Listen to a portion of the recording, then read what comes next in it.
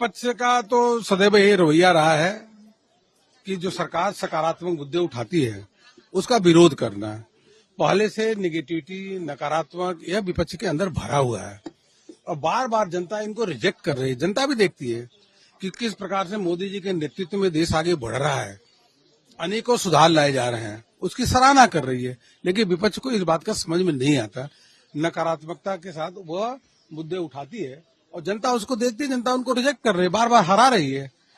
जब लगातार देखिए बिहार के बाद हरियाणा हारे, हरियाणा के बाद महाराष्ट्र हारे, दिल्ली हारे, बिहार हारे, ये सब विपक्ष हार का रिकॉर्ड बनाता जा रहा, फिर भी उनको समझ में नहीं आ रहा है। लेकिन सर एसआईआर पर विरोध जारी है, आज भी किया है इन्होंने, आज प्रशासन किया है तो नहीं तो यात्रा निकाले थे राहुल गांधी, क्या हुआ बिहार में?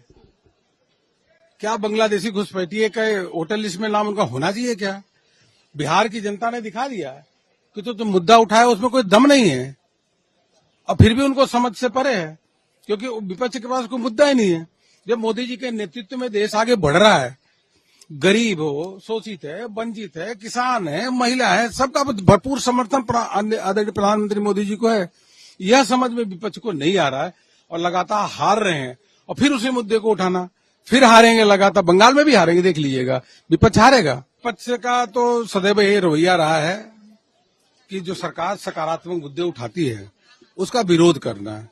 पहले से निगेटिविटी, नकारात्मक यह विपक्ष के अंदर भरा हुआ है और बार बार जनता इनको रिजेक्ट कर रही है। जनता भी देखती है कि किस प्रकार से मोदी जी के नेतृत्व में देश आगे बढ़ रहा है, अनेकों सुधार लाए जा रहे हैं, उसकी सराहना कर रही है। लेकिन विपक्ष को इस बात का समझ में नहीं आता, नकारात्मकता के साथ वह मुद्दे उठाती है और जनता उसको देखती है, जनता उनको रिजेक्ट कर रही है, बार बार हरा रही है।